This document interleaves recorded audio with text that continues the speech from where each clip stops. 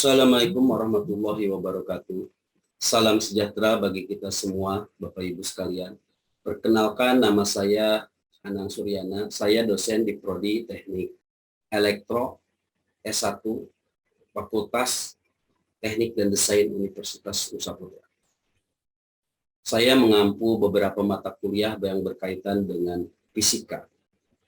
Karena background pendidikan saya adalah fisika. Di Prodi Teknik Elektro S1, saya mengampu mata kuliah Fisika Teknik. Pada kesempatan kali ini, izinkan saya untuk memaparkan tentang mata kuliah Fisika Teknik ini dalam rangka pernyataan deskripsi diri, unjuk kerja, tridharma perguruan tinggi. Dalam pemaparan ini, saya akan menggunakan pendekatan DAI, yaitu Delivery, Interaction, dan Assessment. Tapi sebelum itu, izinkan saya untuk mendeskripsikan mata kuliah Fisika Teknik ini.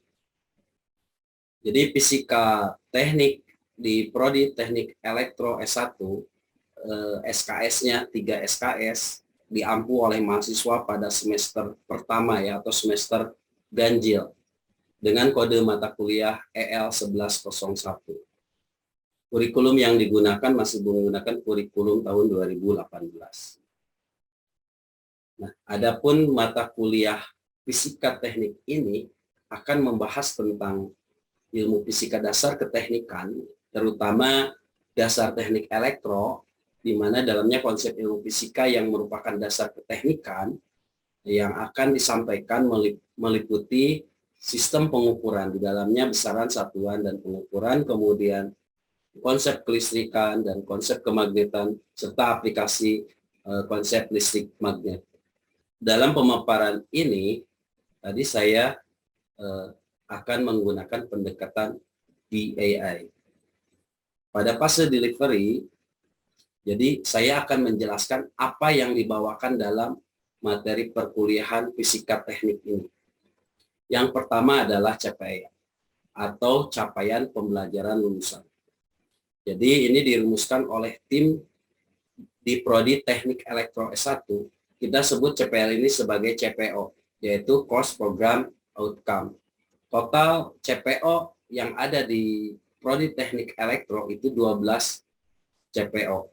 Nah, untuk Course Program Outcome dari Fisika Teknik ini kita ambil 4. Adapun dari turunan dari CPL, yaitu CPMK, capaian pembelajaran mata kuliah, atau kita menyebutnya dengan learning outcome atau disingkat dengan LO.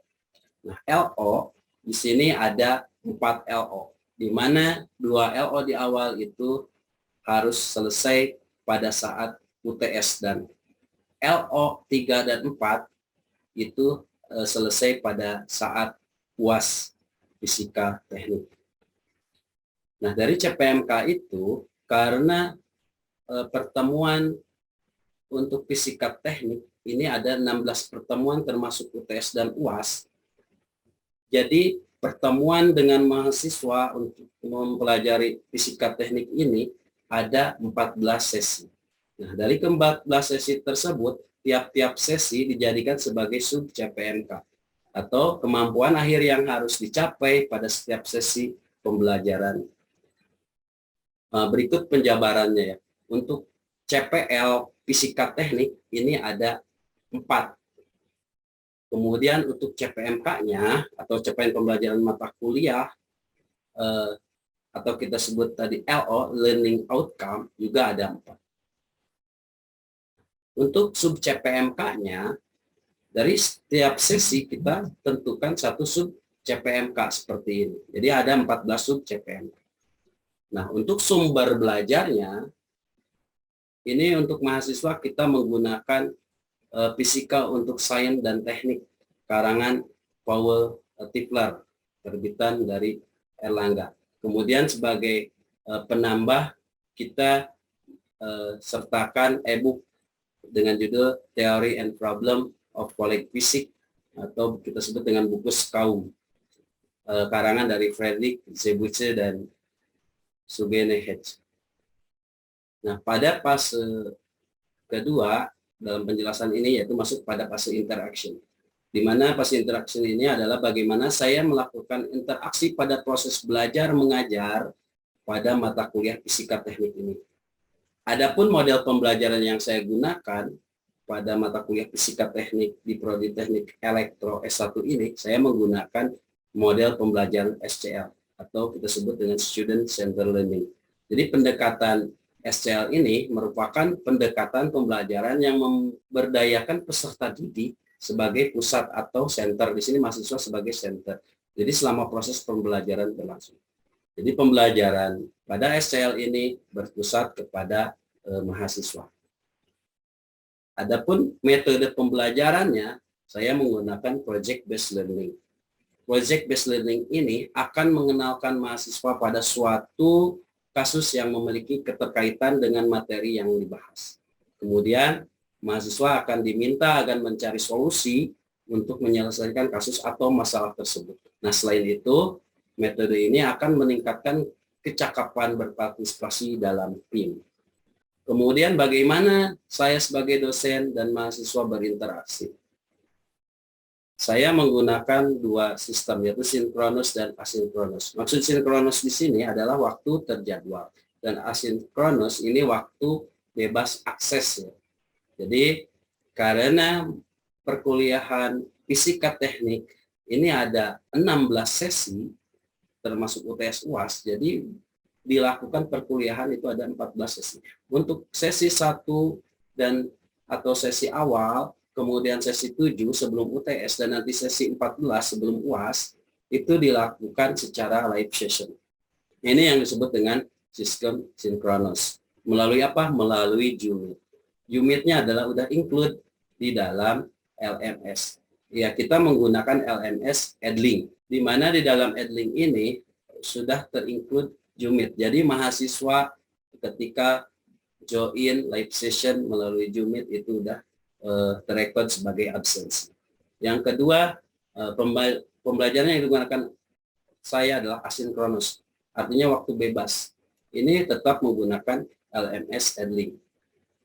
Jadi di dalam Edlink ini ada fitur materi untuk modul, PPT, video pembelajaran dari sesi 1 sampai sesi terakhir. Begitu juga nanti pada assessment ya, kuis dan tugas juga masih digunakan pada Edlink. Nah, yang terakhir kita menggunakan fasilitas WA Group. Kenapa menggunakan fasilitas WA Group? Karena mahasiswa masih aware terhadap WA ini. WA ini digunakan sebagai respon cepat atas pertanyaan atau konsultasi mengenai proyek. Jadi nanti di bagian assessment juga ada proyek akhir yang harus dilakukan oleh mahasiswa. Pada fase berikutnya penjelasan saya yaitu assessment. Ya. Jadi fase ketiga adalah assessment. Assessment ini atau kita sebut sebagai penilaian. Di sini bagaimana saya sebagai dosen melakukan pengukuran atau penilaian secara objektif di kelas pada mata kuliah fisika teknik yang saya ampu ini. Bagaimana saya mengasesmen mahasiswa? Pertama, asesmen dilakukan pada kehadiran. Kemudian pada kuis. Yang ketiga yaitu pada tugas. Yang keempat UTS dan UAS, serta yang terakhir adalah project. Ini semua dilakukan di Edlink. Adapun bobot penilaian untuk kehadiran itu 5%. Untuk kuis pada setiap sesi nanti diakumulasikan itu nilainya 15%. Kemudian tugas juga pada setiap sesi dan diakumulasikan setelah semua sesi itu adalah 20%. Nah, untuk UTS itu 25%. Nah, untuk UTS ini 25%, ini LO1 dan LO2 ini harus tercapai oleh mahasiswa. Nah, setelah itu dilakukan UAS. Nah, dalam UAS juga sama bobotnya 25%. Jadi untuk mengetahui ketercapaian LO3 dan LO4. Kemudian yang terakhir adalah tugas proyek. Nah, bobotnya 10%. Di sini mahasiswa diajarkan bagaimana membuat atau menulis metode ilmiah menjadi sebuah karya ilmiah sebagai salah satu program di Prodi Teknik Elektro. Jadi sedini mungkin mahasiswa itu sudah bisa menulis karya ilmiah. Ada bobotnya adalah 10%. Nah, kriteria penilaian di akhir itu rentang nilai 0 sampai 44,99, ya kurang dari 45 itu nilainya E. Nilai 45 kurang dari 55 itu nilainya D, dan nilai 55 sampai 7 kurang dari 73 itu nilainya C. 73 sampai kurang dari 85 itu B, dan 85 sampai 100 itu A. Jadi untuk kuis dan tugas ini semua dilakukan di Edlink, dan untuk UTS dan UAS kita menggunakan aplikasi Sumo. Untuk URL masing-masing aplikasi ini saya tuliskan, dan untuk proyek kita menggunakan tadi WA Group sebagai respon cepat dalam melayani mahasiswa dalam berkonsultasi untuk memecahkan permasalahan mereka.